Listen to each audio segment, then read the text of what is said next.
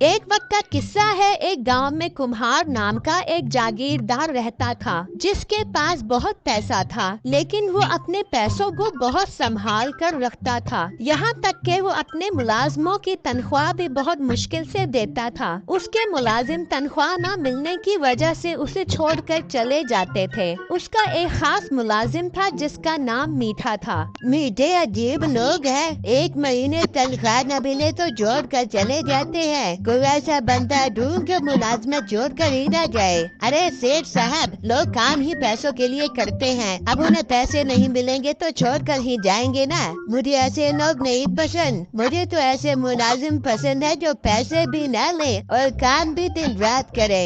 सेठ साहब, ऐसे मुलाजिम तो ऑर्डर पर बनवाने पड़ेंगे लक्कड़ के, फिर चुपचाप खड़े काम करते रहेंगे और पैसे भी नहीं मांगेंगे। ये तू क्या बकवास कर रहा है? तुझे तनख्वाह टाइम पर मिल जाती है तो तुझे बड़ा बोलना रहा है। रोक लिए ना तेरे पैसे तो तेरी अकल दिगाने आ जाएगी। अरे मालिक, आप तो गुस्सा ही कर गए, आप फिक्र क्यों करते हो? मैं ऐसा मुलाजिम ढूंढ कर लाता हूँ जो तनख्वाह नहीं मांगेगा। ये हुई ना बात, चल जाओ मेरे लिए मुलाजिम ढूंढ कर आ। फिर मीठा वहाँ से चला जाता है और एक जगह पर आकर बैठ जाता है। यार, फ्री में काम करने वाला मुलाजिम कहाँ से ढूंढ कर लाऊं? कोई भी साला मुफ्त में काम नहीं करता। वो सोच ही रहा होता है कि एक आदमी वहाँ से गुजरता है। अरे भाई रुको, काफी परेशान नजर आ रहे हो, खैर तो है? अरे भाई को हफ्ते से मैं काम कर किराया नहीं दिया, परेशान न हूँ तो क्या करूँ? नौकरी करेगा कुम्हार सेठ के यहाँ, बहुत अच्छी तनख्वाह देगा, वो पैसों में खेलेगा। तू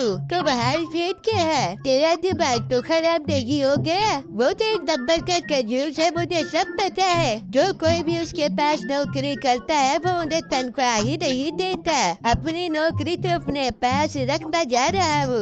ये कहकर वो आदमी वहाँ से चला जाता है। अरे यार, ये कुम्हार सेठ तो हर जगह बदनाम है, पता नहीं कब्र में लेकर जाएगा ये पैसा। अब कहाँ से मुलाजिम ढूंढूं? अगर मुलाजिम न लेकर गया तो वो मुझे तनख्वाह नहीं देगा। मीठा परेशानी में वहाँ से निकलता है और अपने घर आ जाता है तो उसकी बीवी कहती है, अमित तो इतना परेशान नजर आ रहा है तू। अरे बेगम, तुझे क्या बताऊं, बात ही परेशानी वाली है। फिर मीठा उसको सारी बात बताता है। ये सुनकर उसकी बेगम के दिमाग में एक बात आती है, इतने परेशान मत हो, तेरा मसला समझ हल हो गया। वो साथ वाले घर में जो मोटा लड़का रहता है ना, कल शाम में मेरे पास आया था, कह रहा था कि अपने शोर को बोल के मेरी नौकरी लगवा दो। मैंने गुस्से में उसे भगा दिया, चल उसके पास, वही कुमारी सेठ के पास नौकरी कर बैठेगा। वाह बेगम, तूने तो मेरा मसला ही हल कर दिया, चल उसके पास। फिर वो दोनों उसके पास जाते हैं तो वो उस वक्त अपनी माँ के साथ ही बैठा होता है। प्यारे भाई साहब, मेरी बेगम बता रही थी कि कल आप उसके पास आए थे नौकरी मांगने के लिए। जी भाई, मुझे नौकरी की बहुत सख्त जरूरत है, क्या आप मुझे नौकरी दिलवा सकते हो? हाँ हाँ, कुमार सेठ के यहाँ बहुत काम है, तुम समझो तुम्हारी नौकरी पक्की हो गई। अरे भाई, ये तो बहुत खुशी की बात है। माँ जी, आपके बेटे को नौकरी मिल गई, आपकी दुआएं कबूल हो गई माँ जी। अच्छा अच्छा, कुछ बाद में हो लेना, पहले मैं तुम्हें कुम्हार सेठ के घर का पता समझा देता हूँ, कल तुम टाइम से पहुँच जाना। फिर मीठा उसको कुम्हार सेठ के घर का पता बताता है और फिर वो दोनों वहाँ से चले जाते हैं। माँ जी, आपकी दुआओं में तो बहुत असर है, देखो कैसे घर बैठे बैठे नौकरी आ गई। हाँ बेटा, बस अब तू दिल लगा कर नौकरी करी और खूब पैसा कमाई। हाँ माँ जी, मैं बहुत सख्त मेहनत करूँगा और कुमार सेठ का बाजू बन जाऊँगा, फिर देखना उनका मेरे बगैर दिल भी नहीं लगा करेगा। वाह बेटा, तू खुश कर दिया तूने। फिर अगले दिन मीठा कुम्हार सेठ के पास जाता है। मीठे, मुलाजिम का इंतजाम हुआ कि नहीं? अरे मालिक, ऐसा मस्त मुलाजिम ढूंढा है ना, आप मिलोगे तो खुश हो जाओगे। कहाँ पर है मुलाजिम, नजर नहीं आ रहा है? अरे मालिक, बस आने ही वाला होगा। वो बातें कर ही रहे होते हैं कि बिट्टू वहाँ पहुँच जाता है। लो मालिक, आ गया वो मुलाजिम, अब खूब काम करवाना इससे। हाँ हाँ ठीक है, आओ लड़के आओ, काफी हट्टे गट्टे लग रहे हो, काम काज सब कर लेते हो ना? जी कुम्हार मालिक, मैं रोटी बर्तन आटा झाड़ू झाड़ू सफाई सुथराई सब कर लेता हूँ। अरे वाह मीठे, ये तो वाकई काम का बंदा है। जाओ फिर मेरे लिए समंदर से मछली पकड़ कर आओ। पर मालिक, आपको समंदर से मछली पकड़वाने की क्या जरूरत है? मैं बाजार से आपके लिए मछली खरीद कर लेकर आता हूँ। तुम पागल तो नहीं हो गए? अब मालिक बाजार से फार्मी मछलियाँ मंगवा कर खाएंगे। मालिक समंदर की देसी मछलियाँ खाने के आदी हैं। तुम जाओ समंदर से मछली पकड़ कर आओ। बिट्टू ये बात सुनकर थोड़ा परेशान हो जाता है और समंदर से मछलियाँ पकड़ने के लिए निकल जाता है। अरे वाह मालिक, अगर ये मुलाजिम समंदर से मछली पकड़ने में कामयाब हो गया तो फिर तो आपको फ्री की मछलियाँ मिलती रहेंगी।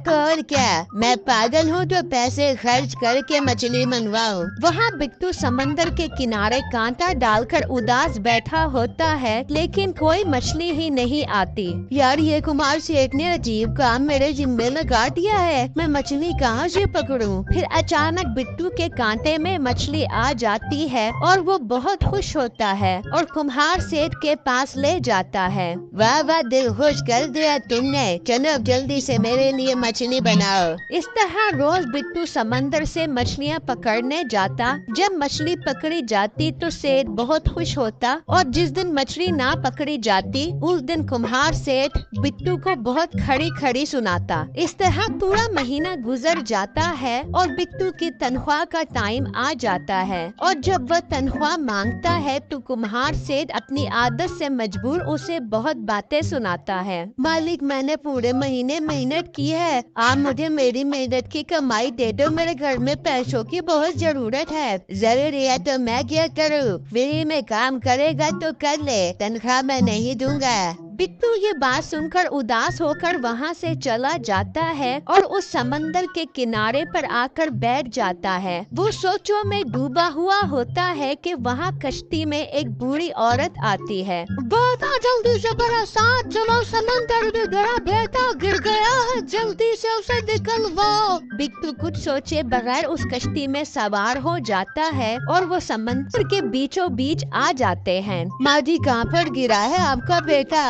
जब बिट्टू और करता है तो वो बूढ़ी औरत हंस रही होती है। अम्मा जी, आपका बेटा समंदर में गिर गया और आप हंस रही हो।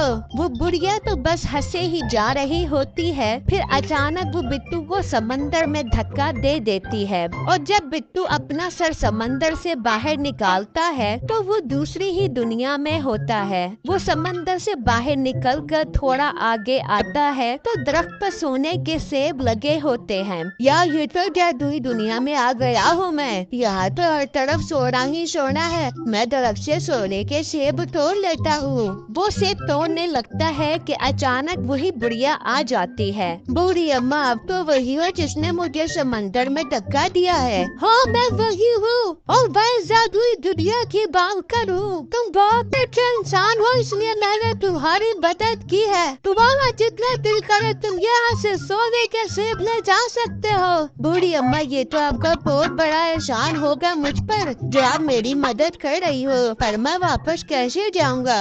मैंने ही तुम्हें समंदर में धक्का दिया था और ना ही तो ये वापस लेकर जाओगी। बिट्टू वहाँ से बहुत सारे सेब इकट्ठे करता है और बुढ़िया उसको वापस किनारे पर छोड़ देती है। बिट्टू उन सेबों को बेचकर बहुत अमीर हो जाता है। अब तो उसका घर भी बहुत आलीशान होता है। मीठा और कुम्हार सेठ बहुत परेशान होते हैं कि उसके पास इतना पैसा कहाँ से आया। नीतेश, 2 घड़ी के मुलाजिम के पास इतना पैसा कहाँ से आया, पता लगाओ। फिर अगले दिन बिट्टू उस समंदर पर आता है तो मीठा उसे छुपकर देखता है। बिट्टू उसी बुढ़िया के साथ समंदर में जाता है और बुढ़िया उसे धक्का दे देती है और कुछ देर बाद बिट्टू सोने के सेब का थैला लेकर आता है। मीठा ये सब कुछ जाकर कुमार सेठ को बताता है। अच्छा, तो वो समंदर से सोना लेकर आता है, चल मीठे हम भी चलते हैं। वो दोनों समंदर पर पहुँचते हैं तो वही बुढ़िया आती है। ओ बेटा, मैं तुम दोनों को समंदर में ले चलती हूँ। मीठे, इस बुढ़िया को कश्ती से उतार, हम दोनों समंदर के बीचों बीच जाकर सोना लेकर आएंगे।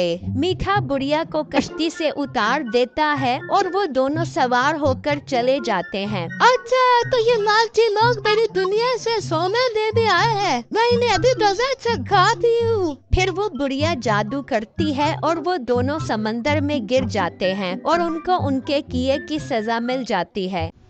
Thank you so much. आप लोगों का एंड तक हमारी वीडियो देखने के लिए हमारे चैनल को लाजमी सब्सक्राइब कीजिएगा और बेल आइकन प्रेस कीजिएगा। अल्लाह हाफिज।